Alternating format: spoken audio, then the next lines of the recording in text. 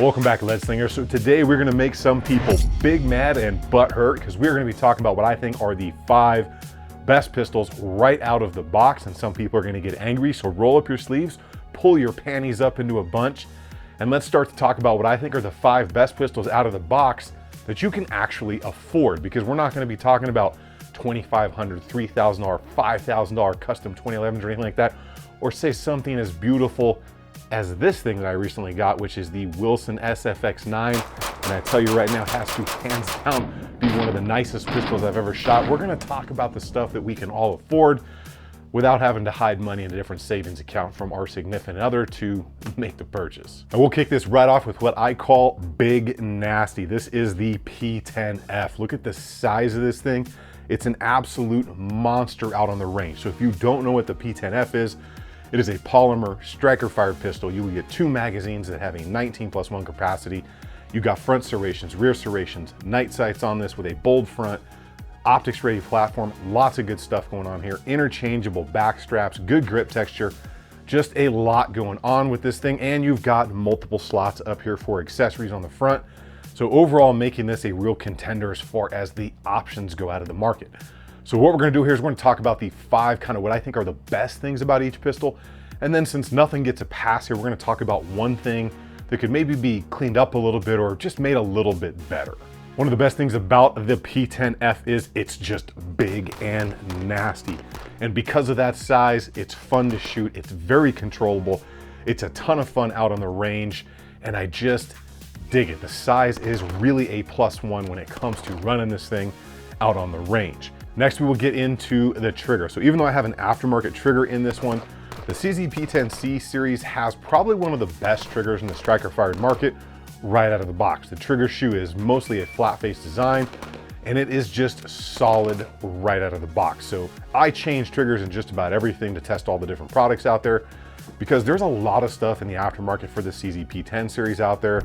Triggers, magazine releases, slide stop slide releases. There are just a ton of different parts out there.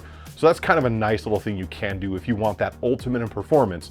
But the factory trigger on these is really good to go out of the box. And the last big positive we'll talk about on Big Nasty right here is gonna be the grip texture. So whether it's on the back strap, the side panels, or that front strap, or even out on the front right there, you've got all of that texture everywhere, just giving you more control, more positive contact. And even though the stipple's kind of stretched out, it's not like really close together, the way they've designed it is just very nice. So you feel much more of a positive grip on this than you do with other things like maybe the stipple pattern on a Glock, which really kind of has the least amount in my opinion.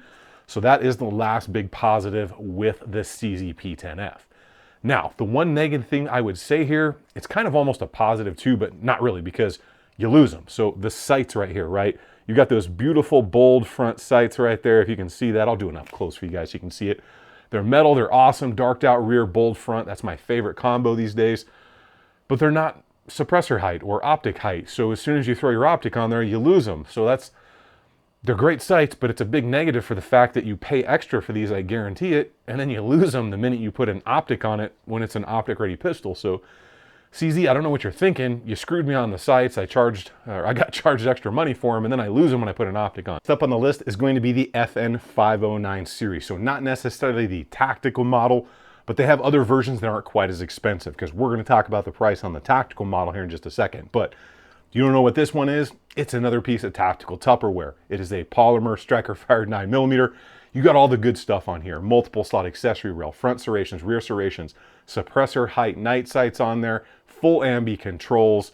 You get 2 17 rounds and a 24 round thick stick right out of the box on the tactical model. And overall, a pretty well-proven pistol at this point. So what are the big 5 on this one as far as positives? The first big positive here is it's going to be fully ambi right out of the box, whether it's the slide stop slide release right there, the magazine release on both sides. You're gonna be able to run this thing, whether it's your primary hand or your offhand out there, left-handed, right-handed, and lefties just don't get the love they deserve out there in the world today. So that's just a massive positive. Next up is going to be, you get a threaded barrel with the tactical model right out of the box. So that's pretty nice, because say you want a compensator, say you want to run a suppressor, you're not going to have to run out and spend $180, $200, or $300 on a barrel, depending on which brand and coating you go with. You get it right out of the box on the tactical models. So some of the cheaper models are not gonna have that. But again, we'll talk more about the price in a minute. One of the best things about the FN509 is their optic plate design. So they've got a really cool setup in here that uses an O-ring for positive pressure, so you don't have to use as much Loctite. A little bit less likely to come undone. It's a really cool design. It's a really, really thin design, so it's not all thick on the plate. And overall, just very well executed. So that is another huge positive when it comes to the FN509, even though it completely failed the military's trial for the new modular handgun. The next one is gonna be magazines, because magazines are money. And like I said, you get the magic number, which is 3. I say that pretty much on everything. 3 should be the magic number when it comes to magazines. But not only are you getting 2 standard 17s, but you're gonna get a standard 24 round with the tactical model. And that's just absolutely awesome. It keeps you running out on the range longer. It looks pretty cool. And let's just face it, who doesn't want 24 rounds in a factory magazine? The last positive here is going to be that really aggressive grip texture, whether it's the sides, a little bit of that sandpaper up on the top, a little bit different in the front, a little bit different on the back. You get a very, very positive experience where your hand fits onto this pistol. You got some interchangeable back straps there with matching texture on there. It's very deep. It is aggressive, yet not abrasive if you're wearing this in an appendix carry for the smaller versions. So overall, very well executed. And the fact that they changed it up a little bit to get those areas where your hand's gonna fit either on your primary or your offhand side up in there, it just maximizes all the texture that you're gonna be able to interface with your hand. It gives you more aggressive control of that to help control the recoil. Now, what is that one thing that the FN509 Tactical or the FN509 series could benefit from? At least the original models up until they changed, I think like the LAPD model or something, that's gonna be the trigger. That factory trigger on the original 509 series was like dragging 10 pounds of bad hooker through 6 miles of bad road in New York. It was really, really something awful. It was a hinge design. It was like some people were registering like 8 pounds, 9 pounds on their pull gauges. So that was just a horrific trigger right out of the box. And they've done some things to remedy that. But as you can see here, Apex pretty much fixes everything that ails the 509. So I've got one of their triggers in there, and I can't tell you how much of an improvement that was over the factory one. So it was just bad. Now, I guess kind of a negative, but not really, but we're gonna bring it up, is the price on this thing. So even though it really comes equipped out of the box like few other things, threaded barrel suppressor sights, the optic mounting system, full ambient controls, interchangeable back straps, it really gives you all in one, the magazines and everything. This bad boy comes in at $930, and that is just a straight kick in the pantalones. Before we get into the next one, if you find value in this content, whether it's information or just some entertainment, or you want to help spread the 2A message and maybe help the algorithm expose people that have never seen 2A stuff and kind of broaden our voice and our cause, do me a favor and hit the subscribe button. And if you're already subscribed, give it a double check for me. All right, moving into the next one, which is into the more custom, but yet still affordable with certain options they have, is going to be the Shadow Systems DR920. Now you get a ton with this pistol. You get front serrations pretty much everywhere you could ask for, mid-height sights, night sight in the front. Depending on which model, you might get an optic with it. You're gonna get a fluted barrel, you're gonna get some windows, you're gonna get that sandpaper texture all over, extended beaver tail, a good combat style trigger out of the box. You got some ledges up here on the front that you can really use to help mitigate that recoil, and Shadow Systems is one of my favorite pistols out there. And we'll talk about the price options here in a second, but there's just a lot going on with this, again, polymer striker fired pistol. So if you can't see the trend here, generally the best values out of the box seem to be polymer striker fired pistols these days.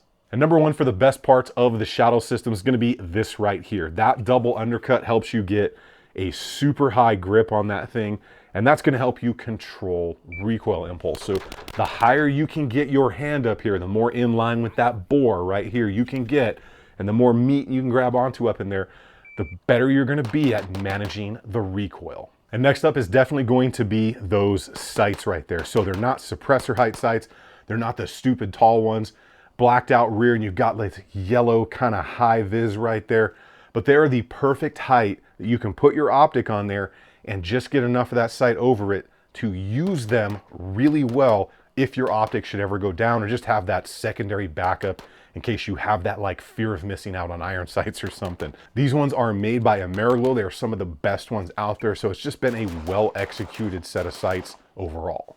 And when it comes to the shadow systems, you can't not talk about the texture right here. So as I've said before, the more meat you can get a hold of, the more texture you got on there, and the more places, the more positive contact, the easier it's going to be to control this thing. So they have that sandpaper style texture, which is again aggressive yet not abrasive. And to me, it's some of the best in the business. And the reason for that is they've just put it everywhere. So some companies will put a little bit of stipple somewhere and then leave a big open area for like decoration or looks.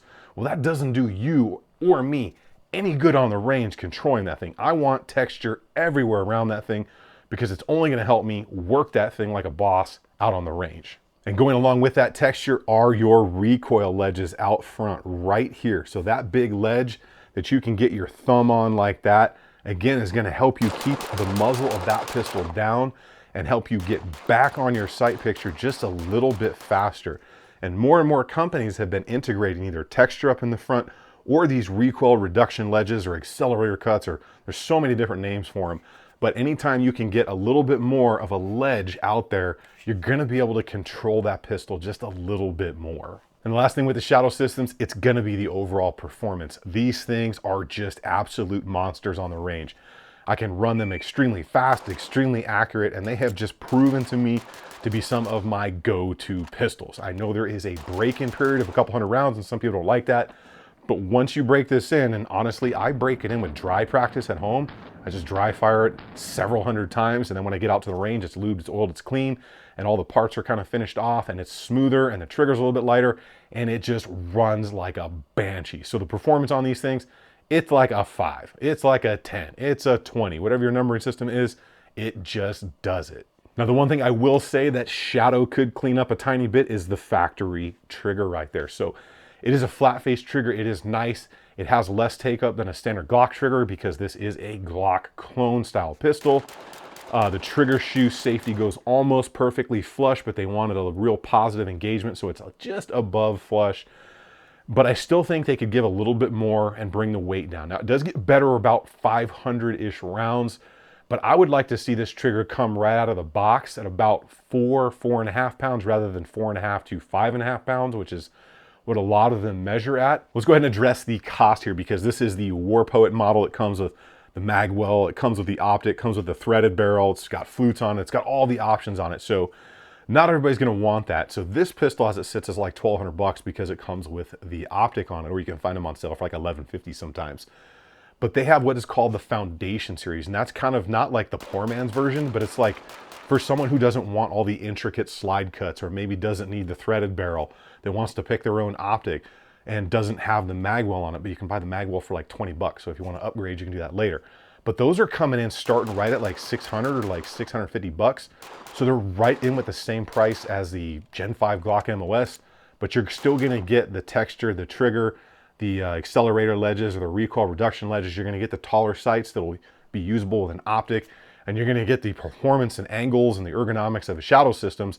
Double undercut, almost all that stuff is the same, just minus the looks. So if the looks don't matter to you, you can get into one of these things for like 600 to 650. All right, next up is gonna be the M&P 2.0 Core. And there's a bunch of different models of this thing out there, but overall, you're gonna get the really good options that you're gonna want. You're gonna get a good polymer striker fired pistol, probably one of the most proven at this point, besides Glock. You're gonna get your taller sights to co-witness with your optic. Night sights front and rear, you'll get good rear serrations. You get little itty bitty front serrations right there, that fish scale style design. It is ambidextrous slide stop, slide release, reversible mag release, great texture, 2 magazines with it, multiple slots up here on the rail for your accessories, which opens up options, and a decent trigger with the newer models that have flat triggers in them. The best elements of the M&P 2.0 are going to be the newer flat face style trigger. It's a little bit lighter, it's a little bit cleaner, it doesn't have that hinge design on it. And that was just a nice upgrade because Smith went to that hinge design for several years and it just wasn't my favorite. Overall, the trigger wasn't bad, but the actual interface with your finger on that trigger was just not great. So the new flat face design that they have in a lot of them is definitely a huge step up. And the next big positive is gonna be that grip texture. So Smith has killed it on this. In my opinion, they have the best texture in the game. So it's sandpaper style texture again. It's all over that grip. It's really aggressive, yet still not abrasive on you. and you can just get such positive control of this pistol, whether you're shooting offhanded, shooting primary hand.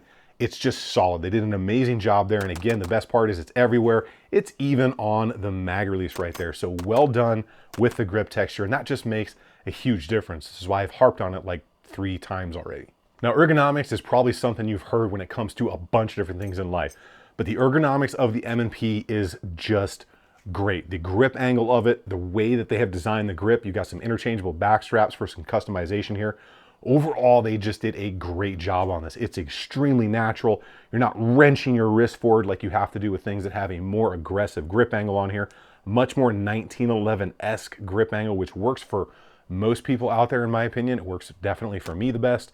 So well done on the ergos, because that's going to make a huge difference when you go to pick a firearm out. How naturally does it come up into your eye line? And are those sights aligned naturally without you having to move, adjust, ram your wrist down or things like that? So ergonomics are extremely important. Another great element of the M&P 2.0 is you get multiple accessory slots down there. So everybody likes different light combos and things like that. And sometimes they don't fit all pistols really well, or they're really spaced out far from the trigger guard, and maybe your thumb's not long enough, your finger's not long enough to activate it. So having more accessory rail options out front is going to give you the option to go with whatever light manufacturer you like and get it as close as possible, or right in the middle, or as far out as you need it to be, to work with the size of your hands, because everybody's hands are different sizes. So you need to be able to customize your light or accessory options to actually work with you the most ergonomic and fastest and easiest way possible, so you're not disrupting that gun when you're trying to turn a light on. And the last big positive is there are a ton of accessories for the M&P 2.0, everything from sights to triggers, magazine releases. There's a lot of stuff out there in the market today, different trigger kits, spring kits, all kinds of stuff, because the M&Ps are just so well proven at this point. So that's a big positive when the aftermarket starts to make a lot of stuff for a pistol, because you know it's a real player in the game at that point. All right, now the one thing I would change when it comes to the M&P 2.0 is going to be the slide stop slide release there. There's just not a lot of meat to work with. And I know on the 1.0s and even the early 2.0s, there were a lot of complaints about not being able to activate it with your finger, and it was just really stiff, and there's just really so little area there to work with it. Even I miss it sometimes, and I don't run this thing a ton anymore, but generally I can get right after a slide stop slide release and work it on pretty much any pistol. This one is just a little stiffer, and it's a little less material than I think it should be. I think there should be a little bit more purchase area for your thumb to get there and activate that when you've run to slide lock or however you're doing things out there. But that's a me thing. You may be an over the top kind of guy that runs your slide from the top. Me, generally, it's called a slide stop slide release for a reason, and I like to use it because it's just faster. And cost wise for that M&P, you're looking at right about $650, so not a bad deal overall. All right, so the last one we're going to talk about today in my top 5, and then maybe some honorable mentions, is going to be the Walther PDP series. So this is a personal favorite of mine because it just gives me almost everything I could possibly want, from the texture on the grip, the magazine release, the serrations on it, the trigger in the Walthers is just outstanding. You get a ton of stuff with this thing. You're going to get 2 magazines, whether they're 18 rounds. Again, the magic number would be 3. But overall, it's one of the first pistols I reach for when I want to have fun or when I want to go out and do some serious training. First up on the positives here is going to be that grip design right here. So they've just done everything right. I find the texture to be outstanding. You got interchangeable back straps so you can customize it. There's little tiny side swells in there. And on the front strap, it's flat. I don't like finger grooves, but you get this little nudge at the bottom right here with texture, so it really helps you lock your pinky in, which helps you control the recoil impulse, because people are going to say, but it's got a high bore axis. Well, if you're holding on to it and you know how to hold on to it and run it, that bore axis is not going to matter on this pistol. Trust me, because I can shoot this just as flat, if not flatter than some of my Glocks, but you got to hold it a specific way. So the overall grip and ergonomic design of this thing is just a massive positive. As soon as I picked this pistol up at the store, I knew it was going home with me. And next is going to be those big, gnarly serrations on there, the super terrain serrations as they're called. They are just massive. You can get a grip on these things even if you have, little weak hands, little baby hands. You can work these things.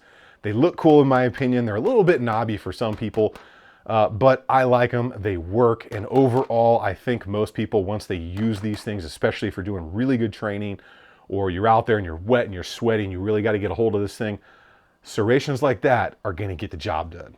And the next thing is probably the biggest thing with the Walthers. It's gonna be that trigger. So the trigger on the Walther, it is just straight money. You get that take up, hard wall, instant break, right?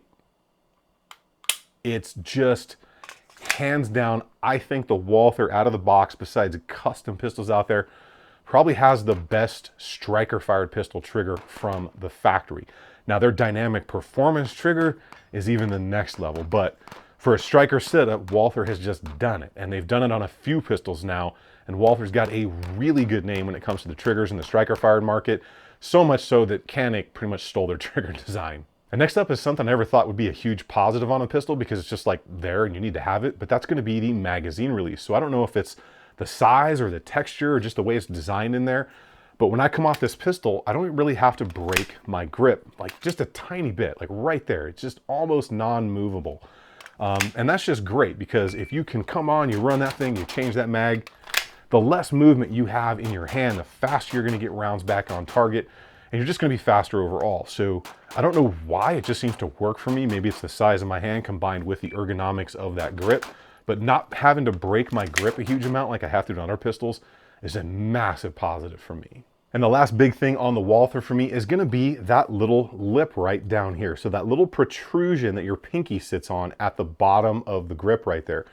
And the reason for that is, even though this is a little bit higher of a bore axis on a pistol, once you concentrate on keeping your master grip, especially that pinky right there, that slide is going to stay extremely flat. As you've noticed in some of the videos, it literally is barely moving up and down at all. And that is because once you learn to kind of acquire that little protrusion on your pinky right there, that just drives the muzzle down. You've got real high palm here, that pinky there, and that muzzle is just going to stay flat. So again, it kind of goes into the overall design of that grip, but it's a little bit of an addition I've seen on this and a couple other pistols out there in the market that have been a little bit newer releases.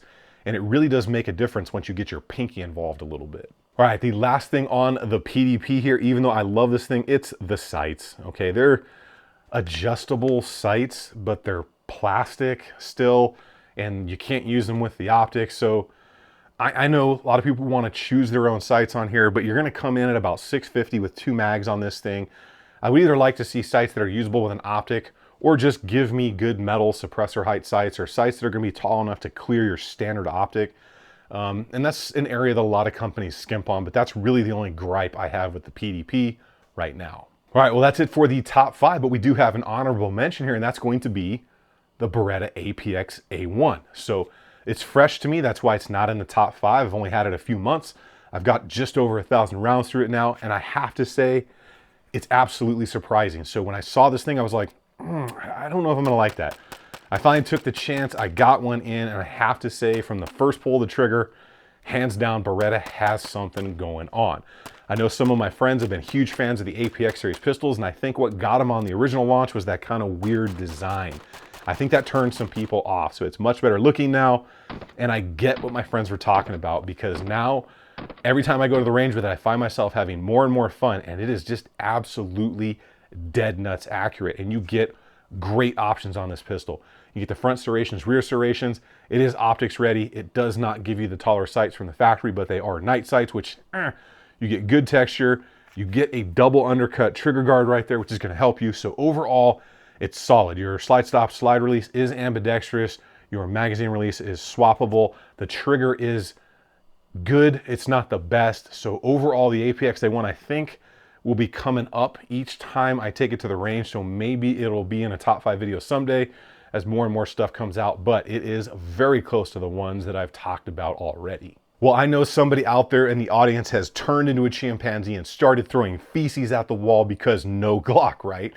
Well, why no Glock in a top 5 what I think are the best pistols right out of the box? Well, I like Glocks for what they are. As I've said before, I'm not the hugest fan of Glocks. They're reliable, they're durable, they're so well proven, but they need so much love, in my opinion, out of the box.